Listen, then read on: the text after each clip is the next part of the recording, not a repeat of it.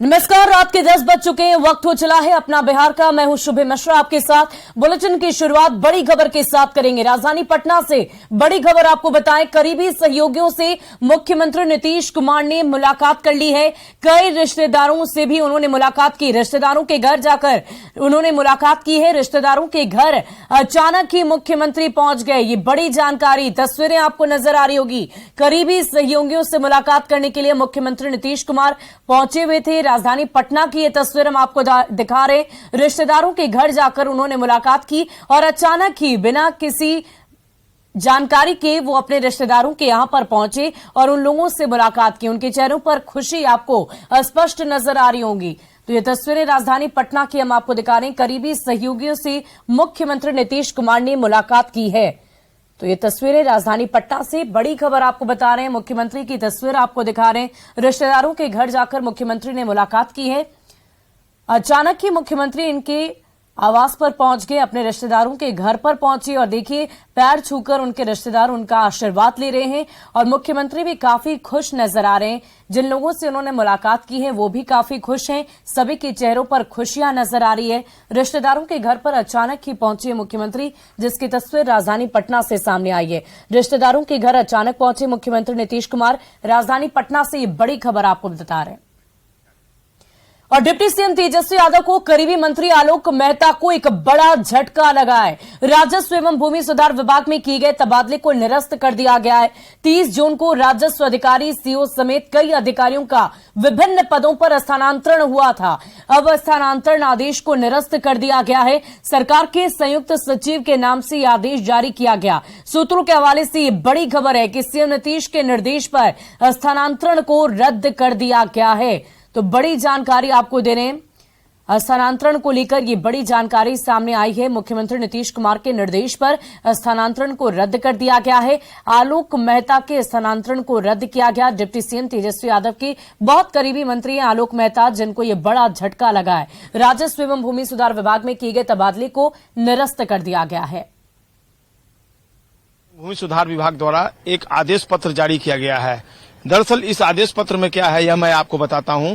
पिछले 30 जून को राजस्व एवं भूमि सुधार विभाग में बड़े स्तर पर तबादला किया गया था। तकरीबन 480 पदाधिकारियों का तबादला किया गया था, जिसमें अंचलाधिकारी, राजस्व पदाधिकारी, चकबंदी पदाधिकारी समेत कई पदाधिकारियों की पोस्टिंग की गई थी। इसके अलावा 30 ऐसे पदाधिकारी थे जिनको उनके मूल कैडर में भेज दिया गया था। और इस स्थानांतरण की जो सूची जारी की गई थी, उसके बाद 5 तरह के नोटिफिकेशन की बात सामने आई है कि 5 नोटिफिकेशन जारी हुआ था और इसके बाद से ही तमाम तरह की बातें सामने आने लगी थी। दरअसल कई जनप्रतिनिधियों ने इस पूरे मामले को लेकर अपनी शिकायत दर्ज कराई थी, क्योंकि सीईओ और राजस्व पदाधिकारी या दूसरे जो ऐसे पदाधिकारी थे उनके स्थानांतरण में जनप्रतिनिधियों की राय ली जाती है, लेकिन इस मामले में राय नहीं ली गई और यह मामला मुख्यमंत्री नीतीश कुमार तक पहुंचा। मुख्यमंत्री नीतीश कुमार ने इस पूरे मामले को गंभीरता से लिया और मुख्यमंत्री के हस्तक्षेप और निर्देश के बाद आखिरकार ये सभी स्थानांतरण जो हैं वो रद्द कर दिए गए हैं और यही नोटिफिकेशन जो है वो जारी किया गया है। और इस नोटिफिकेशन में सबसे बड़ी बात यही है कि इसकी प्रतिलिपि मुख्यमंत्री बिहार के प्रधान सचिव को भी भेजी गई है। यानी सीधे तौर पर मुख्यमंत्री नीतीश कुमार का हस्तक्षेप हुआ और राजस्व एवं भूमि सुधार विभाग में पिछले 30 जून को जो तबादले किए गए थे उसको रद्द कर दिया गया है और जितने पदाधिकारियों का तबादला हुआ था वो वापस उसी पद पर उसी पोस्टिंग वाले स्थान पर चले जाएंगे जहां 30 जून के पहले थे। तो निश्चित तौर पर राजस्व एवं भूमि सुधार विभाग में खलबली मची हुई है मुख्यमंत्री के निर्देश के बाद जो स्थानांतरण रद्द हुआ है उसके बाद से, और कई सवाल भी खड़े हो गए हैं। आलोक मेहता राजस्व एवं भूमि सुधार मंत्री हैं और वे तेजस्वी यादव के काफी करीबी माने जाते हैं और उनके विभाग में मुख्यमंत्री ने निर्देश कर इस स्थानांतरण आदेश को रद्द किया है। कैमरा पर्सन अजय दुबे के साथ संजय कुमार, न्यूज 18 पटना।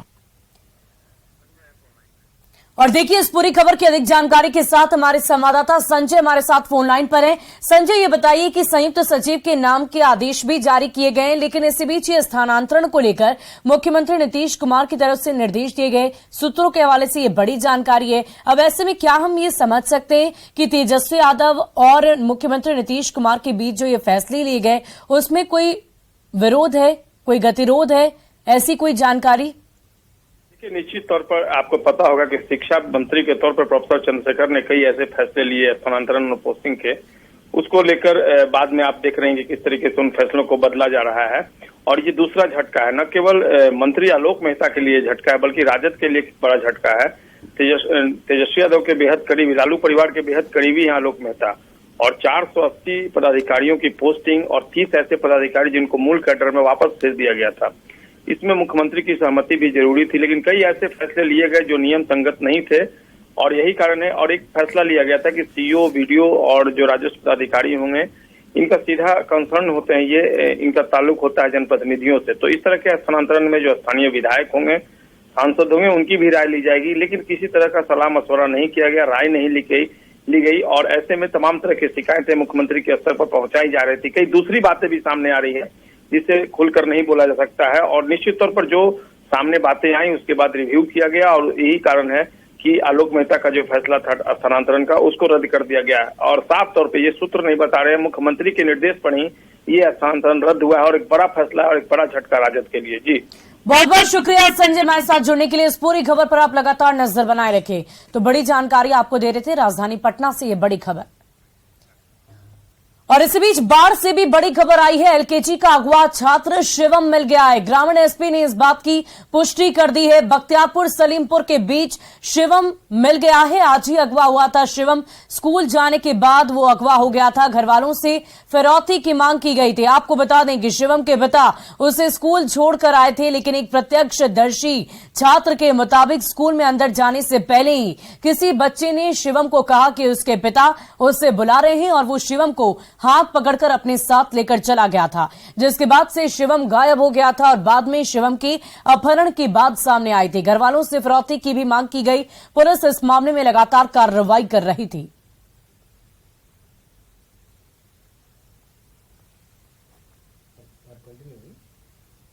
और इसी बीच बेगूसराय से आपको बड़ी खबर बता दें। गंगा नदी में डूबे 2 मासूम बच्चे। बड़ी जानकारी आपको दे रहे हैं। गंगा में नहाने के दौरान ये दर्दनाक हादसा हुआ है। दोनों बच्चों की मौत पर कोहराम मच गया है। गोताखोरों ने शव को बाहर निकाला। तैरते तैरते गहरे पानी में बच्चे चले गए। तो ये बड़ी जानकारी बेगूसराय से आपको बड़ी खबर बता रहे हैं। गंगा में नहाने के दौरान ये बड़ा हादसा हुआ है। दोनों बच्चों की मौत पर कोहराम मच गया है। और भागलपुर से बड़ी खबर आपको बताएं। अपराधियों ने बम ब्लास्ट किया है। 2 जगहों पर बम विस्फोट किया गया। बब्बरगंज के कमल नगर कॉलोनी की ये पूरी घटना बताई जा रही है। बम फोड़कर अपराधी मौके से फरार हो गए। मौके पर पहुंची पुलिस मामले की तहकीकात में जुट गई है। रंगदारी की बात को लेकर ब्लास्ट की बात भी सामने आई है। बड़ी जानकारी भागलपुर से बड़ी खबर। अपराधियों ने 2 जगहों पर बम विस्फोट किया है। छोटा मोटा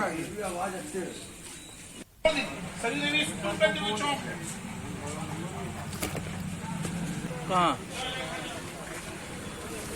एक कोई लड़का आया था जो बम मार के चला गया है। अब वो तो कैमरा में दिख जाएगा आपको सुबह में कौन है।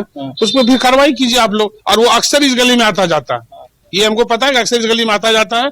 और यहाँ पे ही नहीं, यहाँ पे एक चौक है सरयू देवी गर्ल हाई स्कूल, उसकी दीवार पे भी बम मार के गया है। मतलब इतना मन बढ़ा हुआ है उसका। उसके ऊपर और क्या, इससे पहले भी कुछ कांड हुई इस गली में। जैसे आग लग गया था एक बार, ठीक है, आग अपने आप थोड़ी लग जाता है, कोई न कोई लगाता है। यही और इस गली के पीछे हमेशा जो है BS पीने वाला सब हमेशा खड़ा रहता है। बम मारने का क्या कारण? क्या अब कारण तो उसको लगता रंगबाजी चाहता हूँ। यहाँ पे तो यही बोल के गया है, सुनने में आया हमको। हम तो बाहर थे, घर से जब आए तो ऊपर से लोग बोला कि वो बोल रहा था कि जो दुकान खोलेगा हमको उसका हफ्ता चाहिए, ये बोल के गया। क्या नाम था, पता चला है? ऐसा कुछ अभी पता नहीं है, मगर हम पता दे भी सकते हैं। आज कैमरा में आपको दिख जाएगा सुबह में।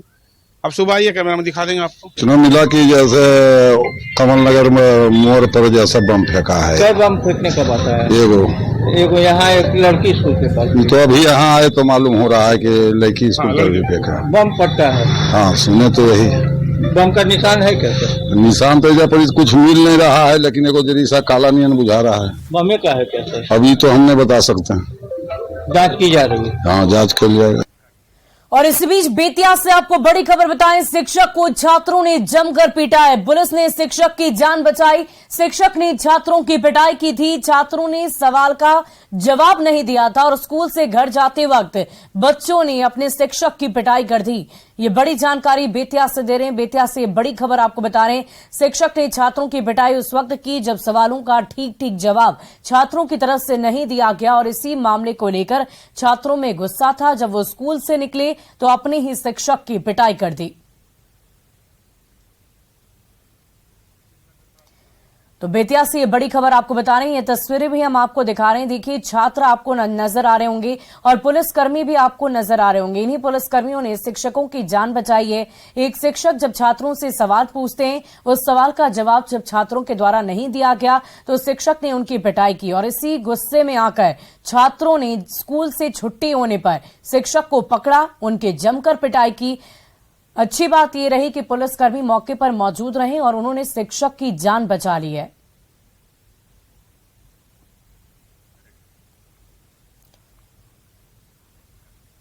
और जमुई से आपको बड़ी खबर बताएं, मिड डे मील में तंबाकू का रैपर मिलाया, आक्रोशित छात्रों ने जमकर बवाल काटा। कुछ दिन पहले भी मिला था कीड़ा और एनजीओ के खिलाफ बड़ी कार्रवाई की गई थी, बड़ी शिकायत भी की गई, लेकिन बावजूद एक बार दोबारा फिर से शिकायत मिलने के बावजूद तस्वीर आप देख पा रहे होंगे, खाने की प्लेट है और इसमें तंबाकू का रैपर मिला है। हालांकि इस खाने को दोबारा छात्रों को परोसा नहीं गया, लेकिन इससे कुछ दिन पहले भी कीड़ा निकला था, जिसके बाद शिकायत कराई गई। बावजूद इसके दोबारा कुछ ऐसी ही तस्वीर देखने को मिली है। जमुई से ये बड़ी खबर आपको दे रहे हैं, मिड डे मील में तंबाकू का रैपर मिला है।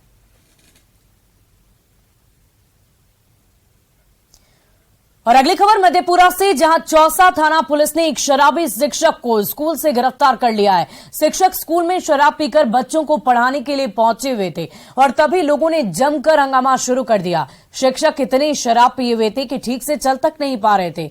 गांव वालों ने पुलिस को इस पूरे मामले की जानकारी दी, जिसके बाद पुलिस मौके पर पहुंची और आरोपी शिक्षक को गिरफ्तार कर लिया।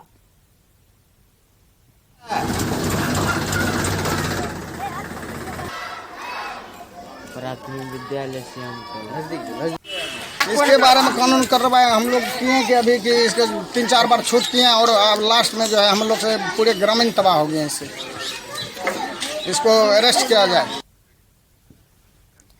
और कटिहार में न्यूज 18 की खबर का बड़ा असर हुआ है। सहायक शिक्षक को थप्पड़ मारने के मामले में जीपीओ रूबी कुमारी ने जांच के आदेश दिए हैं। बीईओ को जांच का जिम्मा मिला है। मामला उत्क्रमित मध्य विद्यालय सर्वोदय मरघिया का है, जहां हेडमास्टर चंद्रशेखर आचार्य ने शिक्षक अभय कुमार को थप्पड़ जड़ दिया था, जिसके बाद जीपीओ रूबी कुमारी ने बीईओ को जांच के आदेश दिए। जांच के बाद कार्रवाई की जाएगी। ये उत्क्रमित मध्य विद्यालय सर्वोदय कुर्सेला का है। इसको सोशल मीडिया पर मेरे द्वारा देखा गया है। इसमें बीओ को जांच हेतु निर्देशित किया गया है।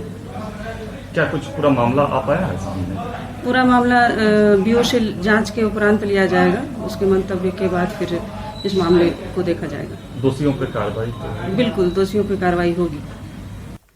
और दानापुर में एक युवक ने पिछले महीने एक ट्रांस महिला से शादी कर ली और इस शादी से पहले परिवार को कोई आपत्ति नहीं थी, लेकिन अचानक उनका रवैया बदल गया। अब वो बेटे की हत्या की धमकी दे रहे हैं। पीड़ित युवक ने दानापुर थाना में अपने पिता और भाई के खिलाफ शिकायत दर्ज करा दी है। पीड़ित ने थाने में दिए आवेदन में कहा कि अद्विका चौधरी से उसकी मुलाकात फेसबुक से हुई, फिर व्हाट्सएप चैट के जरिए प्यार हुआ, वीडियो कॉल से दोनों एक दूसरे के करीब आए और फिर मंदिर में शादी कर ली। लेकिन अब उसके पिता और भाई उनके दुश्मन बन बैठे हैं। रवि के अनुसार शादी के बाद उनके पिता और भाई अद्विका के परिवार से 60 लाख रुपए दहेज मांगने का दबाव बना रहे हैं और इसके अलावा हत्या करने और झूठे मामले में फंसाने की धमकी भी दी जा रही है। फिलहाल पुलिस इस पूरे मामले की जांच पड़ताल में जुटी हुई है। घर जा रहे हैं जहाँ पे मुझे जान से मारने की धमकी दी जा रही है, मेरी यौन शोषण करने की धमकी दी जा रही है और हम लोग को दारू में फंसाने की भी धमकियां दी जा रही है। तो हम लोग घर जा रहे हैं। अब हमारी रक्षा आप लोग की है, आप लोग की ही कर सकते, क्योंकि समाज की धमकी देते थे। हम आप ही समाज से हाथ जोड़ के रिक्वेस्ट कर रहे हैं कि आप हमें न्याय दिलाइए। कि हमने शादी की है अद्विका जी से, वो ट्रांस महिला है और मेरे घर वाले एक्सेप्ट नहीं कर रहे हैं और वो उनका कहना है कि ये शादी होती ही नहीं है और हम उनको बार बार समझा रहे हैं कि ये शादी होती है और आप एक बार मिलें। वो बोलते हैं कि तुम आओ, उसको लेके मत आओ, कि दहेज तुम्हें कितना मिला, तुम कैसे चलते हो, तुम्हारा खर्चा कैसे चलता है, तुम्हें कोई लड़की नहीं मिली, तुम्हें कोई मिला ही नहीं, क्यों ऐसे तुम रहते हो, तुम आ जाओ घर पे। ये सब है। तो हम चाहते हैं कि हमें एक्सेप्ट मिले, घर वाले एक्सेप्ट करें, बस हम इसीलिए हम यहाँ पे आए हैं। और जहानाबाद में प्रेमी युगल ने मंदिर में शादी रचा ली है। दरअसल लड़की के परिजन उसकी पढ़ाई लिखाई बंद करा दिए थे, लेकिन लड़की और पढ़ना चाहती थी। लड़की को जब पढ़ाई का और कोई विकल्प नहीं दिखा तो उसने अपने प्रेमी के साथ भागकर मंदिर में ही शादी रचा ली। लड़की का कहना है कि उसके प्रेमी ने उससे पढ़ाई कराने का वादा किया है। शादी के बाद दोनों ने पुलिस से सुरक्षा की गुहार लगाई है। अपने जिससे अभी मुझे शादी हुआ उनको बताया, वो सापा हमको बोले कि कोई दिक्कत नहीं है, हम तुम्हारे पढ़ाएंगे लिखाएंगे कुछ भी, पर हम लोग अपनी मर्जी से मतलब अपना शादी किए हैं और इसमें हमारी गार्जियन को कोई दिक्कत नहीं होना चाहिए। और दरभंगा में एक मां अपने बेटे के हत्यारे की गिरफ्तारी की मांग को लेकर आमरण अनशन कर रही है। मृतक की मां, पत्नी, 2 बच्चे, गांव घर के सदस्य और मिथिया स्टूडेंट यूनियन के सदस्य दरभंगा जिले के मुख्यालय के पास धरना दे रहे हैं। इनका कहना है कि 10 नवंबर 2022 को समी उल्लाह उर्फ नसीम की बेरहमी से हत्या कर दी गई थी।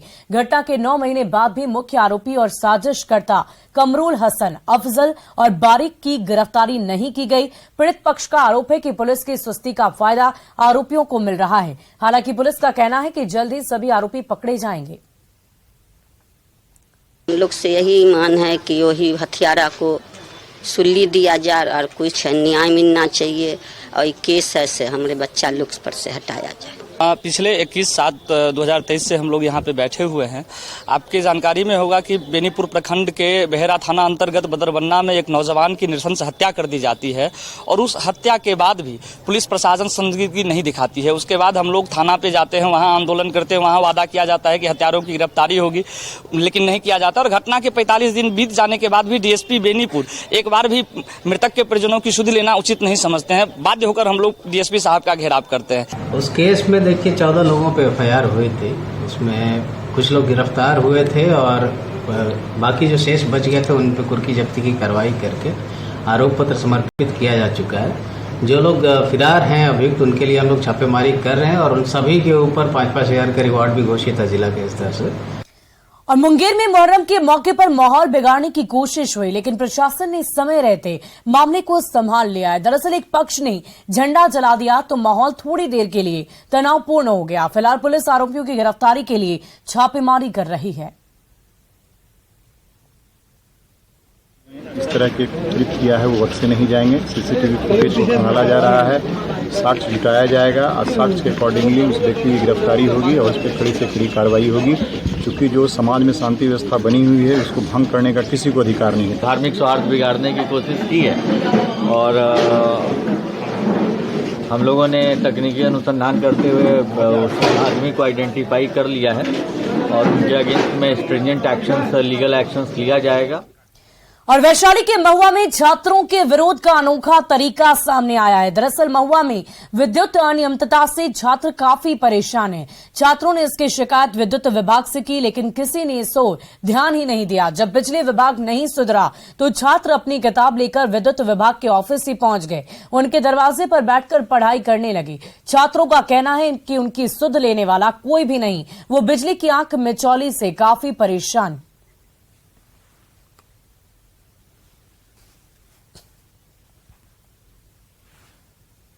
अलग अलग कंपटीशन का तैयारी करने वाला छात्र एक जगह बैठ के पढ़ता है, उसके लिए मूलभूत सुविधा जो होती है जरूरी है। अब गर्मी आप देख रहे हैं, इस गर्मी में बिजली ऑफिस में क्या होता है कि अपना तो 50,000 1 लाख कमाते एसी में बैठेंगे और छात्र सब कहाँ से गर्मी।